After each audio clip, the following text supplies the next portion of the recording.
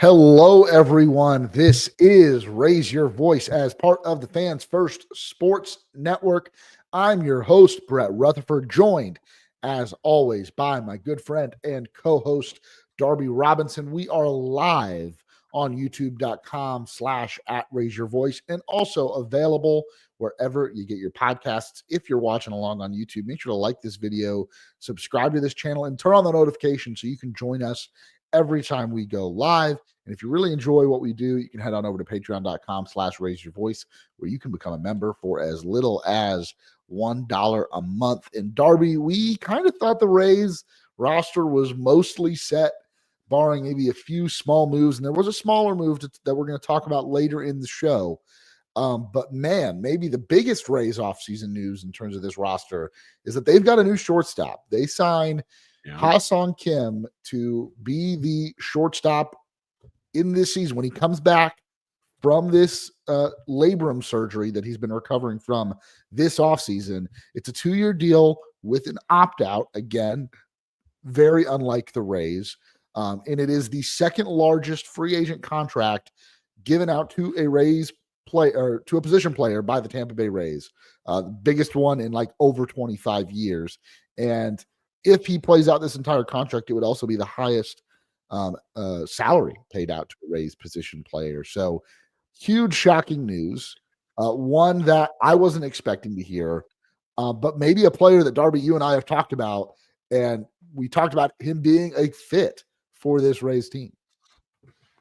Yeah. Oh my gosh. Well, it was it floored me when that alert came through.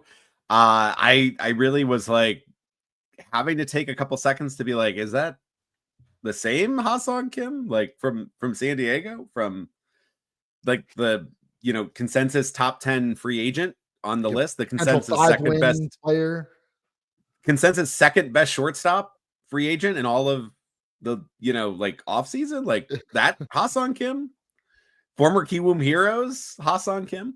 That's it. I think we did mention how like he's very Raysy, right? He is a perfect Rays, very good glove, has some really good contact ability, just a little bit of pop, but like very slick infielder. Can play a little bit all over the place too. Like he played a little bit of third, he played a little bit of second in San Diego. Shortstop was his like primary position. So much so that when San Diego got Xander Bogaerts, they eventually moved him off of shortstop. And Fernando Tatis as well, famously. So like he exceptionally good glove, and there was a big glaring need for the Rays. So like him made a lot of sense.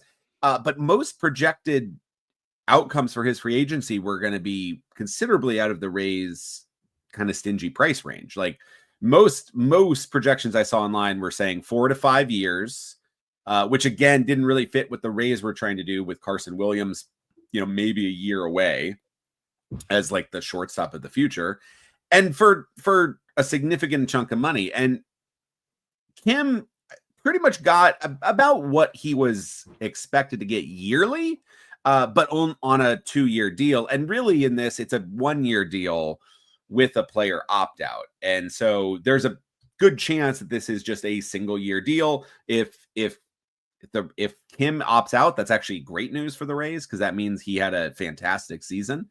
And I think you'd take that, and then you just turn the reins over to Carson Williams.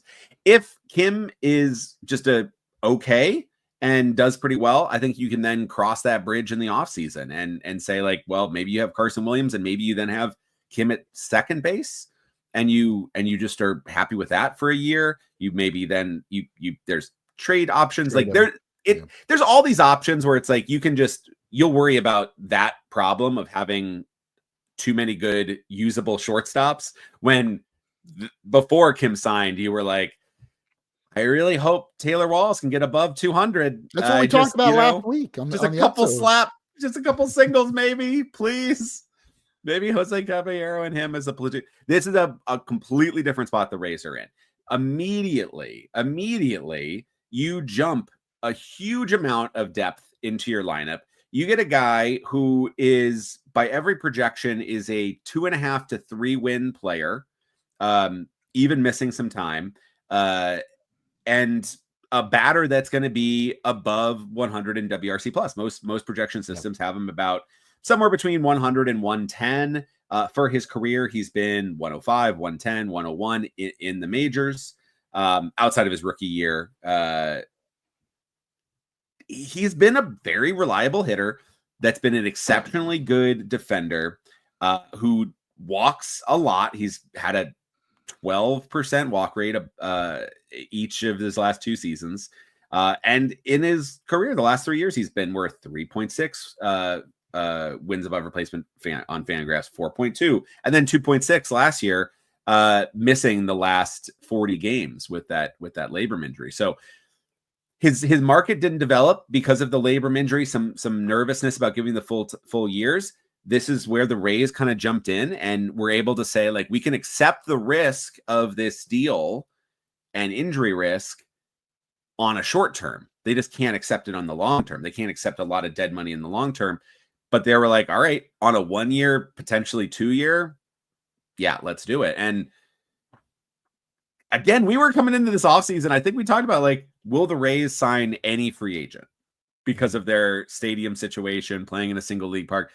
They're signing people left or right. You got Eloy on a minor league non-roster invite deal. Then you got the top catcher free agent potentially, or second best, depending upon how you see Kyle Higashioka with Danny Jansen. And then the clear second best shortstop behind Willie Adames in the free agent market. Their top 2 biggest needs were shortstop and catcher, and they both improved them with very good major league players through free agency, not through trade. Like, this is a very strange offseason because it's so very normal. Like, this is what a normal team does. You go and be like, I need a shortstop and a catcher. Hey, that's a shortstop and a catcher. Would you like, here's some money to play? And they go, yep, that sounds good.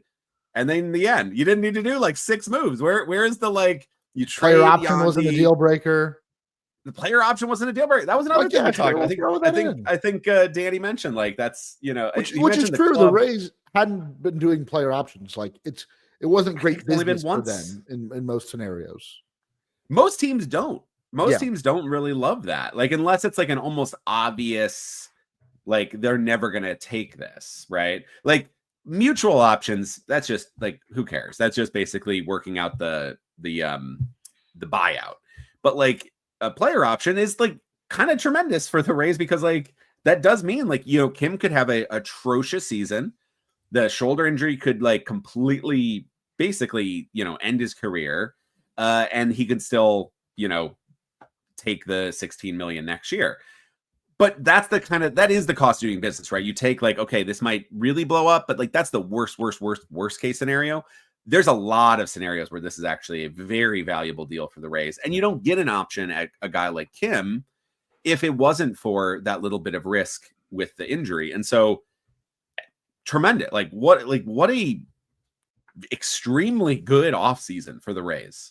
On for the baseball side of things, the whole stadium and moving and hurricanes, that's its own drama. But like, the business side of things, little chaotic, lot chaotic. But like, baseball side of things, what a job by Eric Neander in that front office at coming into the season and addressing a lot of these key holes on this roster. No, and I give him a lot of credit. I think, it's always hard to, like, it's hard to trade for a shortstop, right? I think that was it was why it was such a really good deal for the Rays at the time to bring in Jose Caballero for someone that's a little more expendable than Luke Raley, although I do, clearly hurt their offense losing a guy like Luke Raley. And I can only imagine what it would have been like to have Luke Raley at Steinbrenner Field this year. But they needed a shortstop then with Taylor Walls not going to be healthy at the start of the season. Obviously, without Wander Franco, they went out and made that trade. I didn't agree with the idea that Jose Caballero was all of a sudden not going to be the starting shortstop when Taylor Walls came back. The Rays tendered a contract to Taylor Walls, agreed to a kind of, they agreed to a salary for this year. And I think there's an option for next year's salary as well.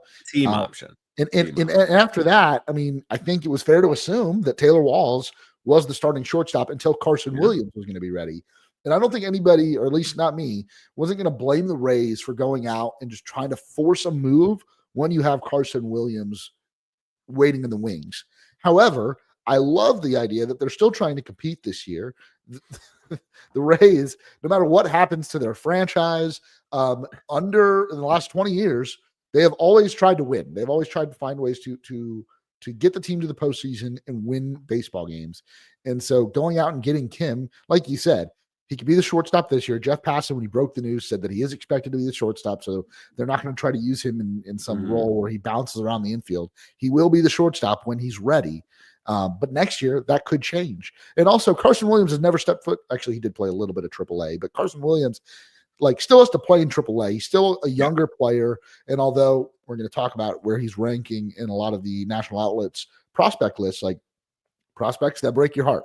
You have to be patient. Yeah. Development isn't linear. This is a guy, Carson Williams, does have some swing and miss. He needs to have the training wheels on even when he does get up to the big leagues. And so having a guy like Kim, at least for this year and then, possibly in the next, I think is just great business. Now you're looking at a mid-May return for Kim, coming off of labrum shoulder surgery on his throwing arm, his right shoulder. So that could impact not only, when he starts the season, but what he looks like coming back. I think it is fair, if you're looking at this from more of a skeptical view for the 2025 season, that Kim might have some regression at the plate. He's been an above average hitter for his last 3 full seasons in the big leagues. He had a rough first year in MLB coming over from the Kiwoom Heroes in the KBO. He was like one of the best players in KBO. I think, he might, projection systems still have him over 100, but I don't know. I feel like the injury, we have to kind of take it slow. Expectations can't be too high. But if the floor is pretty similar to Taylor Wall's floor, where he's going to play elite defense, I like the idea of taking the bet on Kim rather than hoping that Taylor Walls being your everyday shortstop for the first few months of the season was going to work out. With that being said, Taylor Walls is probably going to be your opening day shortstop. What do you think happens? I mean, Taylor Walls does have options remaining. So does Caballero. I don't see Caballero going down to AAA. But is there a scenario where you bring Kim back and you don't want to lose Taylor Walls because of how much you value that defense, that even a guy that's into arbitration that's making over $1 million could go down to AAA for some time just to keep him on your roster in case there are other injury issues later down the line? Yeah. I mean, I think this is in a lot of ways, if Kim is able to come back at least somewhat close to the player he was the last 3 years in the majors in May, then this is kind of the best case scenario for the Rays, because you do get a month to test and see. You don't get to have to make that decision early in spring, right? You get to make that decision. You get to say, you know what, Taylor Walls, this is your last shot. We've talked about this, right?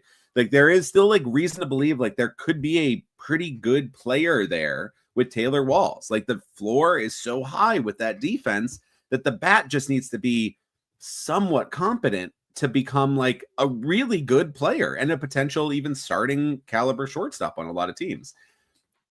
So you don't want to necessarily get rid of that immediately.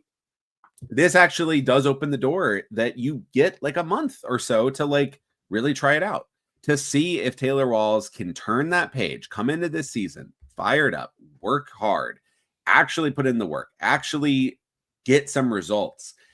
And then you have hopefully a very tough choice to make as to who goes down. You have Richie Palacios with options remaining. You have Jose Caballero with options remaining. You have Taylor Walls with options remaining. I have a hard time seeing, especially if Caballero starts working out in corner outfield, I have a hard time seeing Caballero being the guy that goes down, especially if Kim is back and healthy, especially when you can keep Taylor Walls. You can keep him. He's going to AAA. You keep him on the roster. So if Kim goes down again, re-aggravates the labrum or something, you can still call him back. But I do think that there's a lot more value in having somebody like Caballero stay on the roster, because he can be corner outfield, he can be second base, he can be third base, he can be shortstop, giving a day off here and there. With Taylor Walls, he can do third and short and second base as well, but there's just less value there. He can steal some bases, but Caballero is much better. He can be off the bench, but I feel like Caballero gives you a better option there. Like him and Palacios as your right and left, just a little bit more versatile. Yeah, just a little bit more versatile. So I think if Taylor Walls isn't your starting defensive shortstop, then I don't really think there's a lot of value in having a defensive replacement on the bench when you have a guy like him that you're not going to really be subbing out of the game in any scenario, barring injury. So I think it's a great spot for the Rays to be in, to have hopefully just a month. Hopefully Kim is back. I don't want him to be out too long, but like missing April is okay if he can kind of get back healthy, using April as his like rehab to come back in May. That gives the Rays a good extended look to see if Taylor Walls can turn a corner. Yeah. Interesting. I think right now I just feel so much better about the position going in. You've got 4 options in your organization that I would be, now some might be happier than others, but comfortable with going into a postseason game. And like I'm including Walls on that list. But it would be Kim, Williams, Caballero, and Walls. That's 4 guys who, if they had to play a major league game, an important major league game tomorrow, I think you feel really good about that. Yeah. And so it's just, it made too much sense. And then I think the Rays were just benefited off the fact that the market never really developed for Kim. I think, the signing of Jansen and Kim, 2 major league veterans, it just shows that we've talked about this before.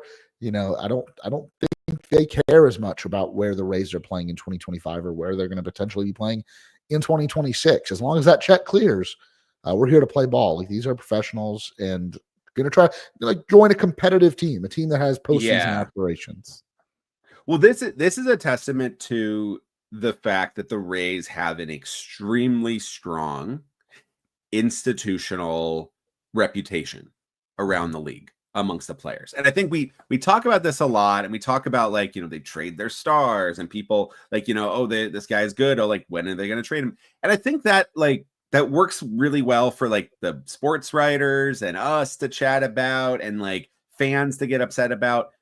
For the players, I think the way the Rays do business on the baseball side of things, we're not going to talk about the business side of things, but on the baseball side of things, I think there's a lot of I think they're an extremely well-run and professional organization, even with somebody like Blake Snell, right, who's traded after that World Series. And there was a big moment, and that could have been a really ugly mess of a situation.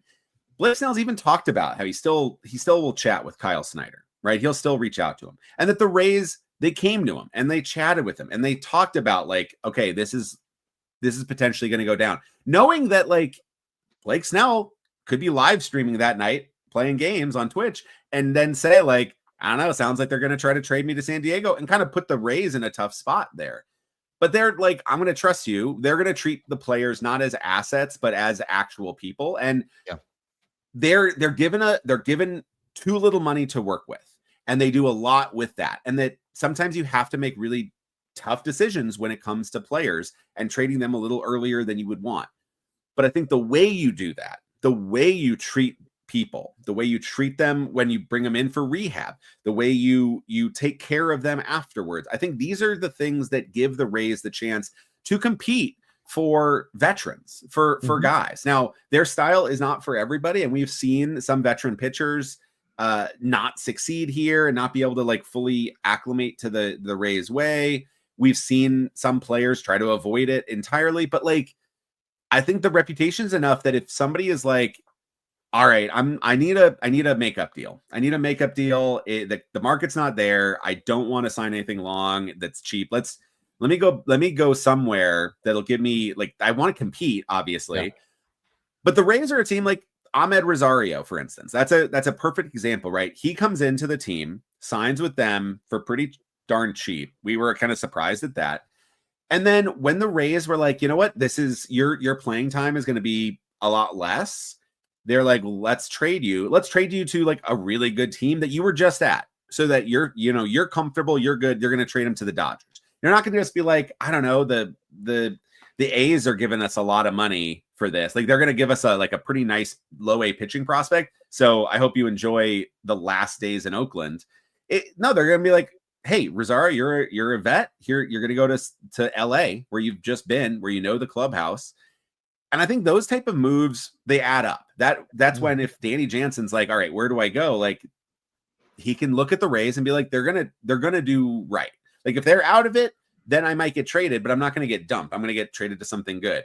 If not, like they're gonna be real with their players and not just kind of keep them in the dark. And I think that is such a valuable thing when you don't have a lot of resources to use to be able to have that reputation that you're gonna build a strong team. You're always going to compete. You're never going to try to be completely tanking or out of it.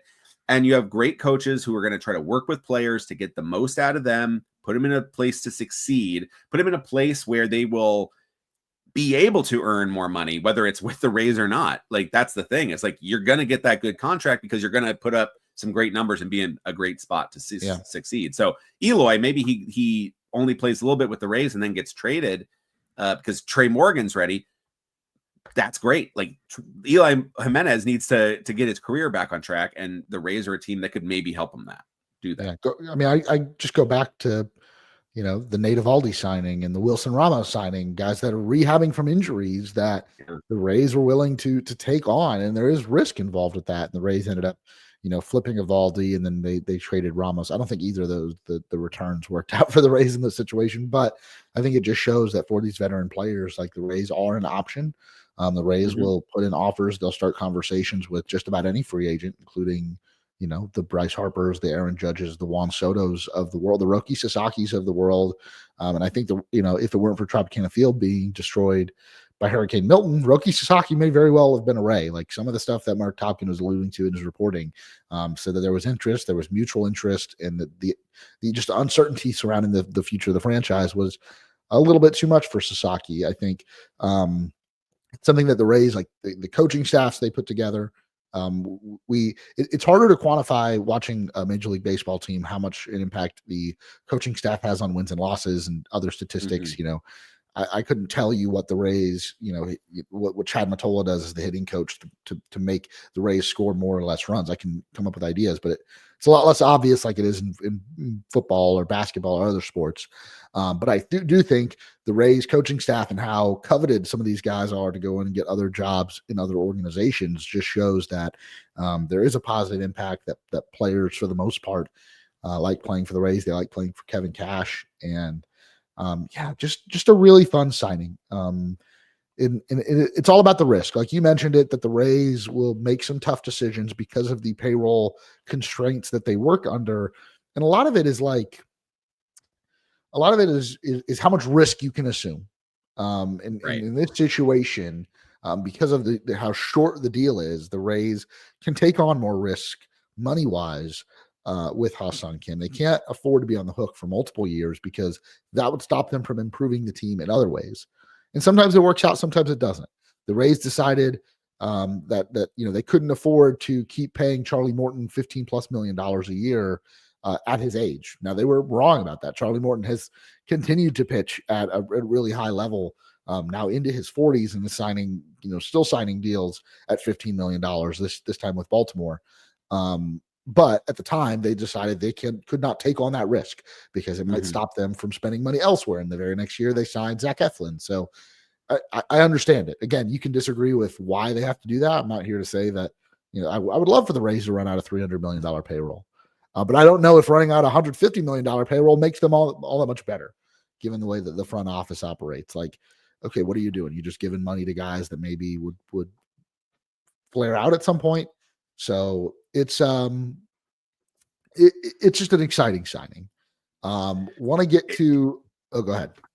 I'm just saying, what are the things that makes it exciting is when you look at the roster now, like when we start this offseason, when you're looking at the roster, or you look at last year, you're looking at a team that started to pick up the pace at the end of the year with the top 4 guys starting to hit, and then everything died in the bottom third. And now suddenly, like if you have a guy like Danny Jansen batting 6th and Ha-Seong Kim batting 7th, and then you're like, okay, then you have maybe it's a Ronda or Eloy at like 8. Now Johnny DeLuca at 9 is like, well, that's the weak spot. But like DeLuca's okay. Like that suddenly stretches that lineup out so much more. Johnny DeLuca hit 5th on multiple occasions last year, if I'm not mistaken. Yeah, against lefties too. Like you could see him like much higher in the lineup. DeLuca's not a bad bat. I mean, he's they're trading some defense for the bat there. So that's where you're really looking at. You're looking at a lineup that's what the Kim signing really does, is that took one of the biggest black holes on the roster. One that, we talked about last week with Walls being like maybe, but this is so much more. There's still question marks, but it's so much more of a sure thing than the questions we still had with Walls. And you still have Walls. So like you get the best of both. Yeah.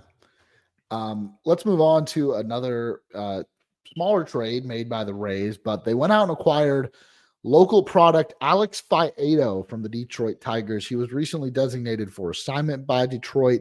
He has no options remaining, but the Rays went out and took a flyer on this guy. They traded a minor league catcher and some cash considerations to bring him in. He has been a multi-inning reliever for the Tigers the last year or two, was a starter when he first came up. It was a pretty high draft pick, was like a first-round draft pick coming out of the University of Florida, where he won a national championship there, but originally from Tampa, played at Alonzo High School, and then now is at his second stop in his big league career. Interesting, given the fact that he has no options remaining. The Rays have a few pitchers that are going to be in their B bullpen that don't have options remaining or are here via the Rule 5 draft. So they don't have as much roster flexibility if they were to take this group into the regular season. What I do think they have is plenty of options in spring training. All of these guys are going to get runway. All of these guys are going to have their audition in front of Kyle Snyder and the rest of the Rays coaching staff and front office to prove themselves as worthy members of this bullpen. But Darby, tell me a little bit about Alex Faedo and his pitch mix and what he might bring to the Rays bullpen. This is another kind of surprising move. I was not really expecting to see the Rays add another, I guess, roster move, like pitcher. Yeah. Like this is definitely the era of like, this is their time when you're going to be doing a lot of like DFA'd guys that you can come in and like throw some stuff out. And I guess Faedo is in that similar range here. But yeah, no, this is a pretty interesting move. It's still a low risk type of move. They did trade okay prospect. I mean, he was not on any of the big boards that we're going to be talking about, but Anderson Delgado, catcher, very young. He's still in like single A, 19 years old. So like what he will be is still like 4 years away, almost certainly. But was on number 42 in the organization rank, a 40 future value prospect, according to Fangraph. So not nothing for Faedo. And Faedo's had some success in the majors. The biggest thing for him is half 4 pitch mix, but he has one really good pitch. And the problem is when you're trying to be a starter or a long guy, you are kind of need multiple pitches. But if you're a reliever, maybe you don't. Maybe you just need one. And we've seen the Rays do that with guys like Chaz Rowe. RJ Anderson sort of mentioned this with Faedo, is like kind of missing that Chaz Rowe just spam sliders like 90% of the time, and then maybe a show me fastball. Or even like Sergio Romo, who had like 4 different sliders, but it was all sliders. Faedo can do that because his slider is very, very good. It is by far and away his best pitch. Throws it about 40% of the time, but he gets about a just an insanely whopping 43% whiff rate. And so if I'm seeing that, I am seeing a slider that is absolutely devastating to batters that people are not picking up on. I'm saying, like, why is that only at 39.8%? Let's throw that more. Like, you just hammer that higher. He also sort of introduced a sinker last year, and results were kind of a little bit all over the place. His four seam is not good. Like low mid 90s velo, about 94. The changeup is also the other pitch that, at least on Saris's Stuff Plus, rates above average. So there's something there. You could see maybe him working with like kind of a gyro pitch, like the sinker could be either a sinker or it could be a gyro slider where it just drops a little bit, kind of changes the action from sweep to drop. Tall guy, doesn't get a lot of extension, so that's another weird thing. So odd pitcher, mechanically could definitely use some help. But he's the type of guy, though, that has shown some success in the majors, has had some location problems, and is a guy that you can bring in and try out in the spring. And if you can make these tweaks, if he can make those successful, if you can identify this one pitch that he does well and really build a reliever's repertoire that makes that pitch sing, that's a guy that could be a keeper, right? Like the talent is there. And first round pick for a reason. And he's not like he hasn't had any success in the majors, right? We have seen people with much worse numbers in the majors turn into something. We just saw it with Edwin Uceda. Like Edwin Uceda's like major league numbers and stuff were pretty, mediocre at best throughout the league. But the Rays, we're able to identify like there is some stuff he does do well. Let's maximize that. And lo and behold, Uceda becomes one of the best relievers in all of baseball last year. So with any pitcher the Rays identify, it's always fun because right on Fangraphs, there's immediately like the top trending name is going to be whatever the Rays pitcher that they just picked up, whatever scrap heap guy. And so Alex Faedo is now like top trending name on Fangraphs because everyone's like, what the hell? What did anybody see in this guy?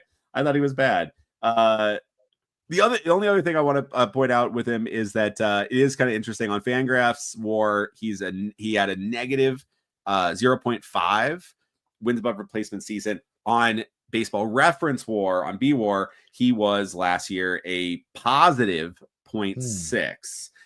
So a huge difference of 1.1 wins above replacement switch, depending upon your algorithm choice. Fangraphs WAR is much more heavy on FIP. So the home runs that he was giving up really just destroyed his WAR value. So not pitching in a minor league park for half the time is not going to help that for sure at Steinbrenner Field. But it's one of those guys that I think this move means that the Rays aren't done with stuff because we are now kind of in this a little bit of a tight roster thing that we have talked about a lot. But I don't mind. We're still early enough in spring that a lot can happen. And I love adding a guy who's a local product, bringing the Tampa boy home. I think that's kind of fun to at least see in spring. And then if he lasts, if he can make those tweaks, great. If not, you traded a low A 19-year-old catcher who could be great or could be bad, and we won't know for like 5 years. So I think you maybe do that move. This is a great point from Luke here. 4 first-round pitchers from the 2018 draft. McKay still a member of the organization? I have no clue. I think so. That's crazy. Yeah. Yeah. Boz was 12th in that draft. Rasmussen was the swing.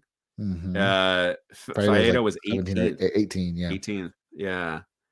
Wow. They just love that draft. They were like, we want them all. They wanted all these guys, yeah. That's pretty correct. DL Hall, you're up next. He went just before Faedo. Reed Detmers was the year after that. So yeah, Faedo, I'm just excited. Local guy is a guy that I did not personally face him in high school, but I was in an opposite dugout from him in high school, being in Hillsborough County. So pretty cool to see him with the Rays. I'm sure that's exciting for him as well. Maybe that's something that will help him out. He's kind of bounced up and down between the minors. He's a real opportunity at his home park. So that's pretty cool. Running through. Okay, first off, I want to go through the 40 man because we didn't talk about this with the Kim signing, but the Kim signing has not officially been announced yet by the team, mainly because they don't have a 40 man spot for him. And so there's a few guys that are on the chopping block that we'll go through, but because the Faedo acquisition was a trade, the Rays had to make 40 man space for him. So they DFA'd Oslevis Basabe. Basabe came up and had a cup of coffee with the Rays after Wander Franco was dismissed from the team in 2023 and then was back in AAA. Did not play for the Rays at all last year, but has taken up a 40-man spot. Not shocking to me at all, especially now after the Kim signing. I mentioned the 4 shortstops that the Rays would like that would probably be comfortable playing, and Basabe would be like 5th on that list at best. They also signed another middle infielder, Coco Montes, on a minor league deal. So Basabe was a guy who he provided, like he came up and he did a job when Frank, like he actually was called up before the Franco news broke, and the Rays say that it had nothing to do with him being called up, even though he wasn't really on any of our radars because he wasn't even on the 40-man at that point. He gets called up and is like starting at shortstop to give Franco a day off. Like, I don't know. Seemed like weird timing. But he did a job when he came up for that cup of coffee, and it's just hard to break back into this Rays roster. And so he's DFA'd, and I'm sure we'll hear about the Marlins picking him up in the next couple of days.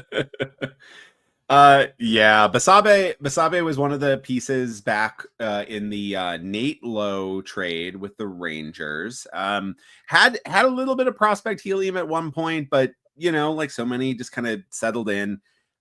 I could definitely see a lot of teams that are on the kind of weaker side that have some space on the roster, like giving them a shot for sure. But yeah, I think with this, the runway was done here in Tampa Bay. And yeah, the Kim one just makes it super redundant. There was just no way you're getting down to needing Basabe to be called up. Even last year when there was some desperation, and yeah, he just wasn't he just wasn't.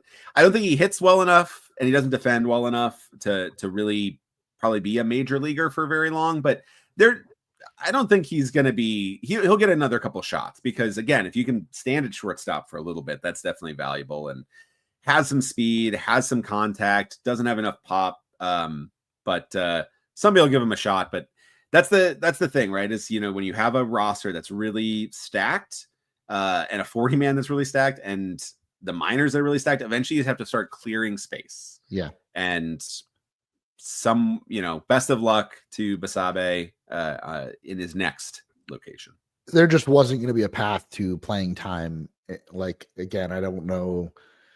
Second base is like 4 or 5 deep. Yeah, you go from Lau to Meade and Aranda, and then you've also got Caballero. Like, there's Morel.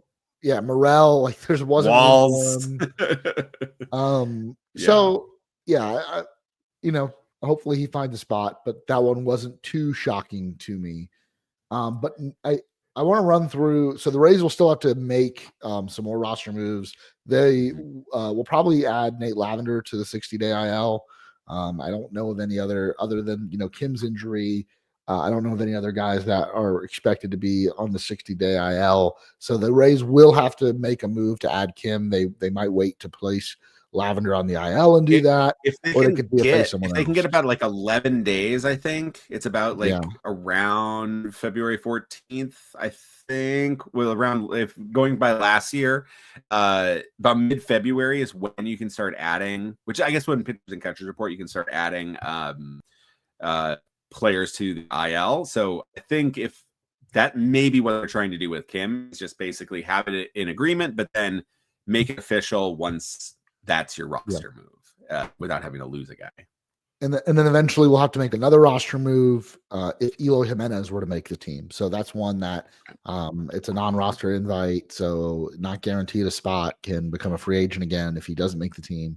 So again, there are some 40-man moves that will have to be made because of the number of guys with no options or Rule 5 guys competing for the back end bullpen jobs.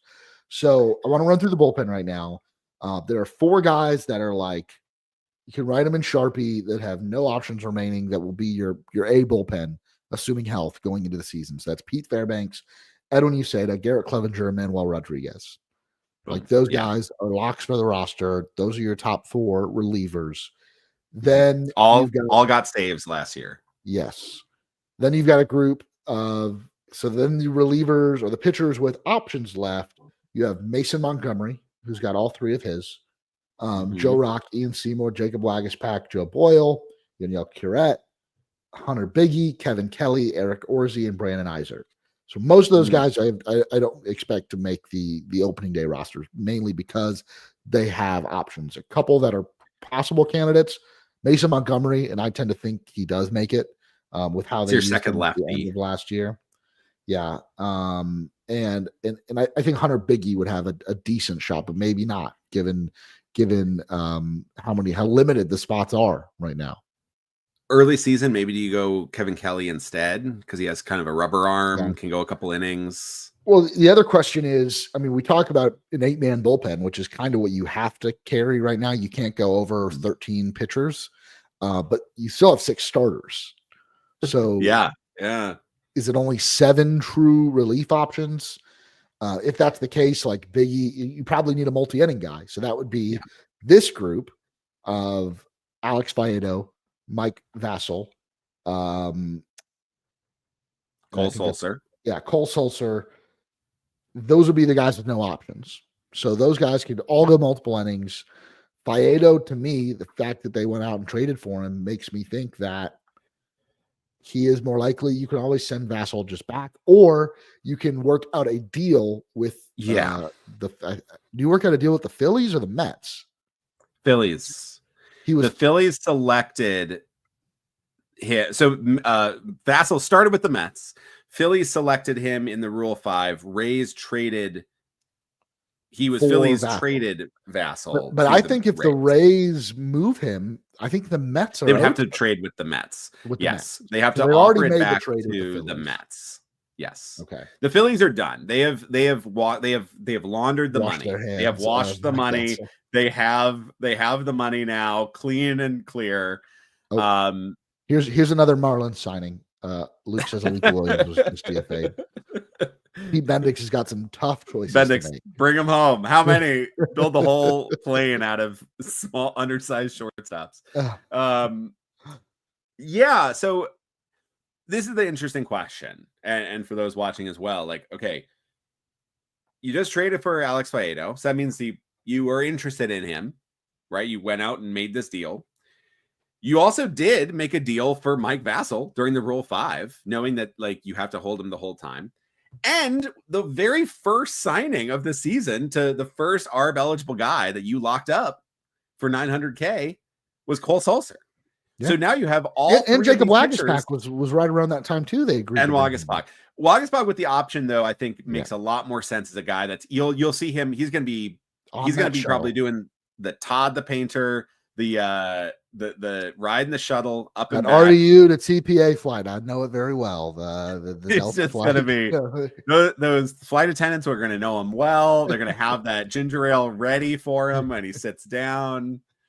He'll have his own seat. He can just leave the earbuds right there in the console. Just it'll be there for him. But that's the question though. Is like, okay, the Rays have showed they are interested, like have made at least the motions towards being quite interested in all 3 of those pitchers. All 3 have 0 options remaining. It seems very unlikely that the Rays will keep all 3 going into the season for the things we've talked about with just roster flexibility. Because if that's the case, you don't have so right now, we do not have on like roster resource. They don't show what's his name, Sulser on the roster. They show him in and so AAA. Yeah, so Sulser would have to be again DFA'd if he's going to be there. So right now, if you're looking at this roster, Mesa currently today, right now, and this is pitchers and catchers haven't reported yet, so it doesn't matter what's going on today. But right now, the bullpen is Mike Vassell, Alex Faedo, Cole Sulser, Manuel Rodriguez, Garrett Clevenger, Edward Niseta, and Pete Fairbanks. Because the guy can't leave. Basically, the whole thing is guys who can't leave. That's what you got. So if it is anything other than that, somebody is injured or you have DFA'd him. Where do we rank the likelihood? Like, who do you think? I mean, this is going to be a spring battle, I'm guessing, but like it seems I just cannot imagine going into the season and having all three of those guys on the roster. 3 question marks without Yeah. and having no flexibility. You could put all three and send Montgomery down. But I think Montgomery, And that's I think Montgomery is going to pitch in high leverage. I think so too. I think he had one of your best stuff. And then I think have so many options. Like, I mean, again, like Hunter Biggie has back end potential, and we saw that. Kevin Kelly, this is now 2 years in a row, and you really liked him enough to get him in Rule 5. 2 years in a row where he has been one of your most reliable relievers and is a rubber arm. He can go multiple innings. Like, he's a guy that you can go like 2, potentially even 3 innings sometimes. Like, you don't want to do that. He's more of a short inning guy. But I mean, that's a big option there. And the big thing is those guys, when we list that, if you have all the people that have no options remaining and you have Mason Montgomery down, there's one lefty in that pen, and that's Garrett Clevenger. That's it. Everybody else is right-handed. I think it's Faedo and Vassell. I think that makes the most sense. I think Cole Sulser is the most expendable.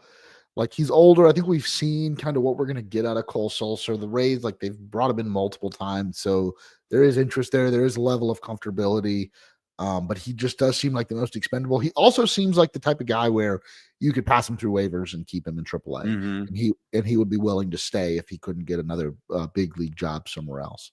So it feels like the guy that you say, hey, we're going to pass you through waivers. We're going to get you some work in Durham.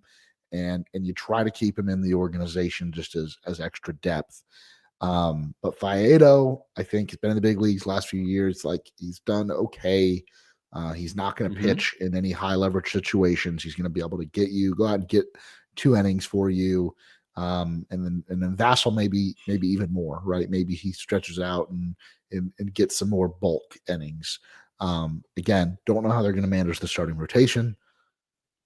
There's always things that, these things usually work themselves out, but I think the Rays do have some tough decisions ahead of them. And then eventually, Ryan Lavender will come back. I imagine they're going to slow play that as much as possible. They're going to use all of his rehab days before having to make a decision on how they're going to fit him on the roster. Maybe at that point, Mason Montgomery's thrown a good amount of innings at the big league level. They want to give him a little summer vacation. They send him back down to Durham where they can manage the leverage a little bit better, fill his spot, give Lavender some runway as another lefty out of the pen, and then kind of, make sure Mason Montgomery's ready to go once you get into August, September again. So I trust the Rays to figure this out. But it is interesting, and I'm shocked that they're still making moves to add major league players. When we thought, like, the Kim signing made sense, the Faedo trade it's kind of a head scratcher. I see why they did it. I see why they like him, but do they like him that much to put even more constraints on the roster? And maybe at the end of the day is like, you're going to churn through these guys anyways. Let's get them all here for spring training. They don't need those extra 40-man spots now. You're going to have to add Eloy. So maybe you're going to have to DFA somebody if you want to add Eloy. And that's where I think that's what eventually I think what you're going to see is you don't have to make that decision yet. You have a whole camp when it's like Vassell, Faedo, and Sulser. And I could really see it being like the best 2 out of that stay. You open the door for Mason Montgomery. Then the whoever is the third, you either work at a trade or DFA him, whatever, and then now you have your spot for Eloy if he's doing well. It does seem like a problem that can solve itself. However, it's interesting with Cole Sulser. He has a season, like he has already done in his career after he left the Rays in 2021 with the Orioles, where he was phenomenal. Sub 3 FIP, sub 3 ERA, 1.5 wins above replacement, 60 innings. Now, that might be the 1 year. Like every reliever pretty much has like 1 year where they're just like amazing. And so he might have already used it. But then I look at his like stuff plus numbers and like that slider is legit. I mean, it was a very short sample for the Rays, but he was up to 148, which is super elite. His changeup has also been really good. And what's really fascinating is with Cole Sulser, you have a guy that if you look at your stuff plus, slider and changeup rate out as well above average, almost to elite. What did I say with Alex Faedo? Like the changeup above average, slider elite. Is this a little target that they are looking at and seeing like, all right, we like Cole Sulser. Maybe Alex Faedo is like the better, younger Cole Sulser. Yeah. And you're like, I like this. What they're looking for is this type. But yeah, the amount of guys that have options, like this is the tough part. It's like there's guys that I like better for this. This actually comment just came in about Brandon Eisert. He's a guy that I think I'm trying to confirm about. Or is he saying that Brandon Eisert was DFA'd and the Rays acquired him? I think that, yeah. No. He was just DFA'd by Rays. DFA'd? So that's the Kim. They made the Kim signing official. Breaking news. Brandon. Breaking news. Hey, finally. Look, they're working these things out while we're sitting here talking about it. So there you go. This is the thing. This is the amazing thing. I actually really like Brandon Eisert too, but I think it's similar to like the Dodgers or the Tigers. They just got Tommy Canley, and then they had to get rid of Alex Faedo. The Dodgers just got rid of Ryan Brazier, who had like a sub-2 ERA because they signed every player in the sport. Thank you to Legos for breaking that news for us. Because the Eisert trade, I don't know if we ever really talked about it in depth or at all. No, but had an interesting arm slot, interesting release. That's somebody that I think somebody should go out and get him. This is another one of those, you're shuffling pieces around, right? You're shuffling pieces around.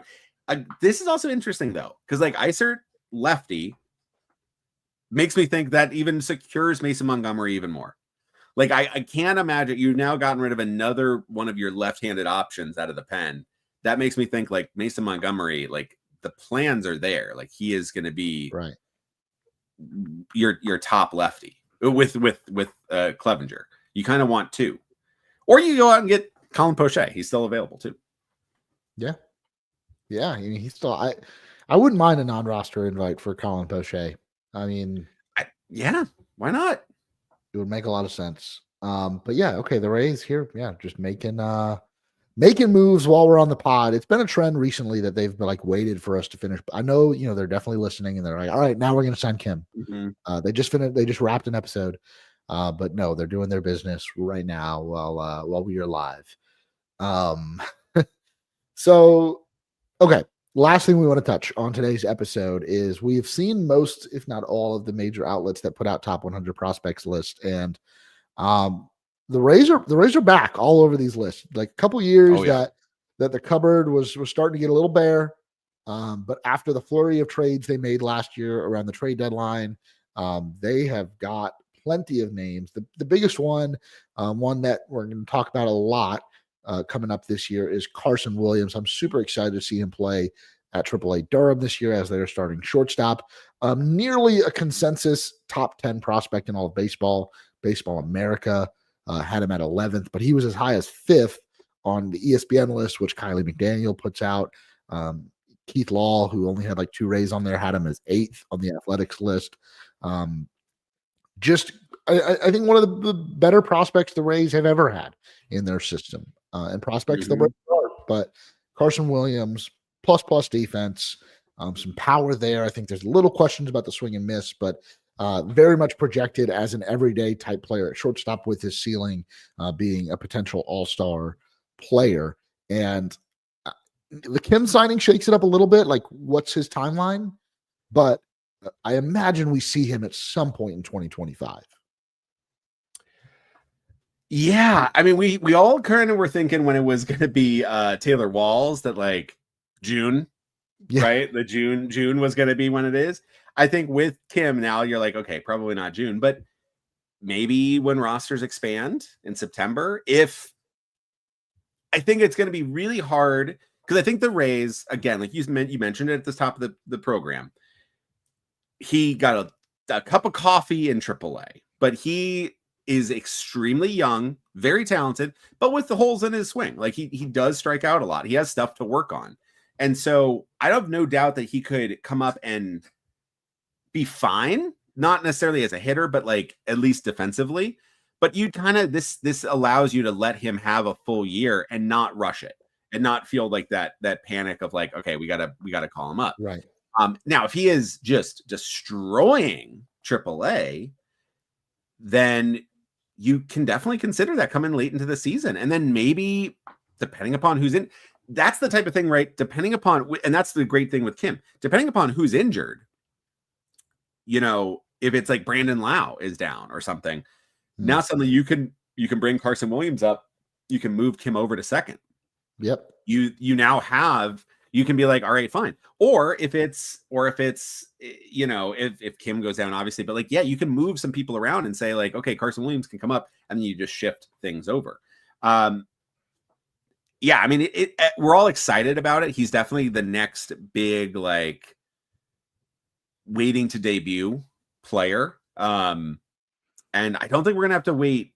I think we're gonna have to wait a little bit longer, obviously, but I do think we see him at some point in 2025, at least to get that, like, kind of like where Caminero came up late in the season, where he can be like a little bit up, a little taste, maybe get a couple swings, get that emotion out, and then next year in 2026 he can come into spring feeling like that's where I belong. I don't want to be back in AAA anymore. The next group of guys I'm going to kind of tier together. I think they have a lot of upside, but they also have a high enough floor where you see them as future big leaguers. What their role is to be seen. But Braden Taylor, Xavier Isaac, and Trey Morgan, I think these are guys that will make it to the big leagues, will probably make it in the Rays system. And we're just got to see what the ceiling is for these players. Braden Taylor spent most of the year at high A last year, and then also did well spending a month in double A. Xavier Isaac, Braden Taylor was also a former first-round pick back in 2023. Xavier Isaac was a first-round pick in 2022 out of high school. It was a pick that I did not like coming out of high school, and I don't claim to be the best prospect evaluator, but kind of a big left-handed hitting first baseman is not only the GMs in trouble with the curve take somebody like that. If you're a Who's on Worse listener, but Xavier Isaac has hit really well. There's some questions about the swing and miss. He struck out a ton at double A last year, over 31 games, but I think that he still draws a ton of walks and hits for incredible power, and can play some corner outfield. I think maybe right field would be his future home.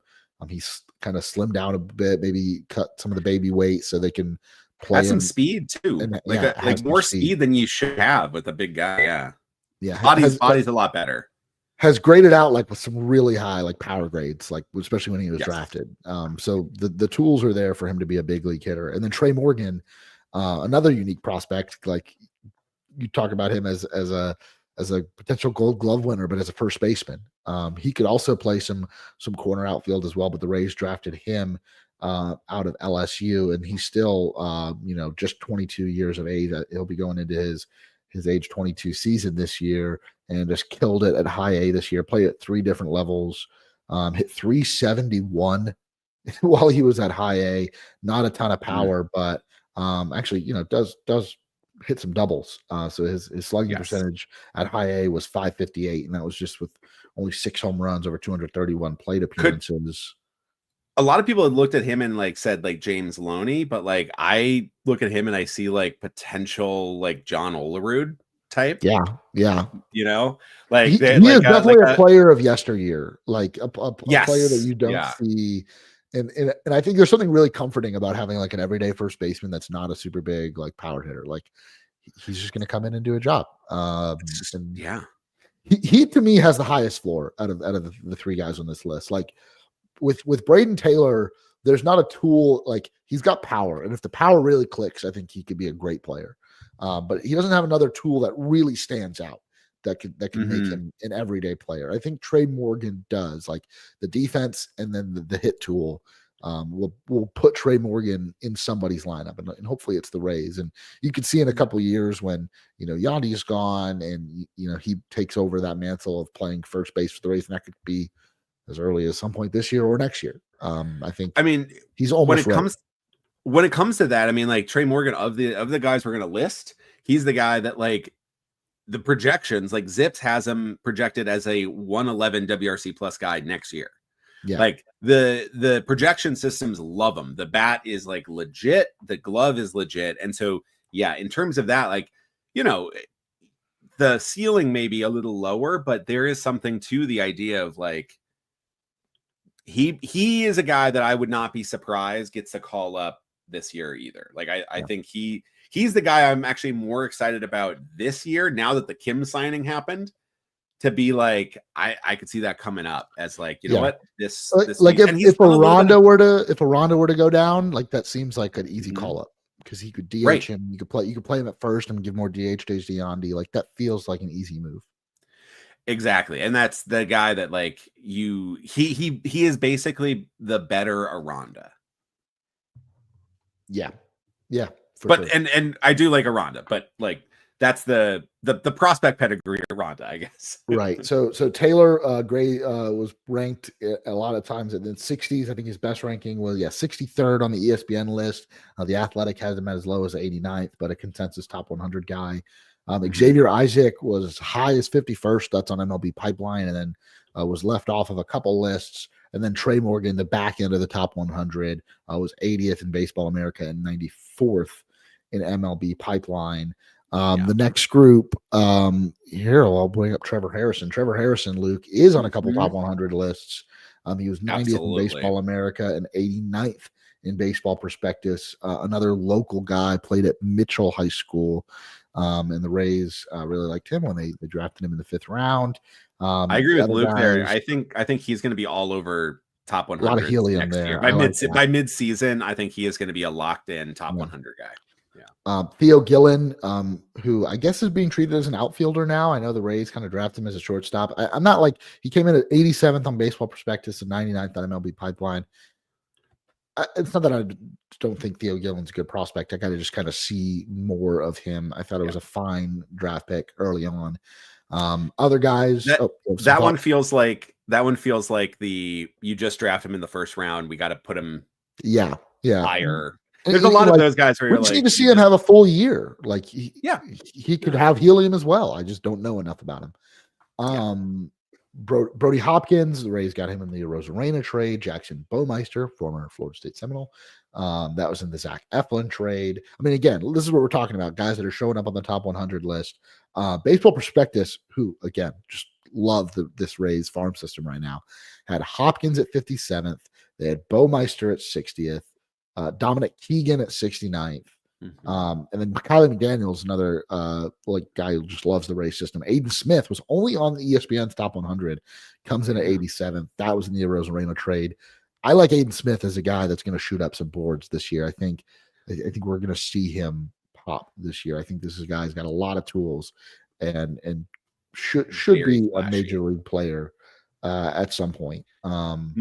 My favorite of that rest is probably, I mean, it's probably Trevor Harrison, but I think Brody Hopkins is a guy that I think could absolutely leap from lock top 50 if he continues to progress the way he is.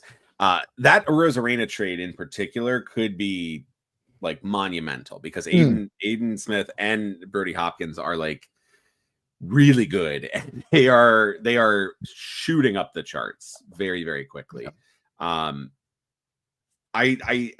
Sanford did like the math because I had noticed there was such a strange, like every time one of these top 100 lists would come out, it'd be like Rays have like 5, and it would be, Carson Williams, Braden Taylor, then usually like maybe like a Trey Morgan, and then like 2 different people. Like every single time it would be like, and a different 2. It's like, here's Aiden Smith and Trevor Harrison, and like spin the wheel, be like, and Xavier Isaac and Trey Morgan. Yeah.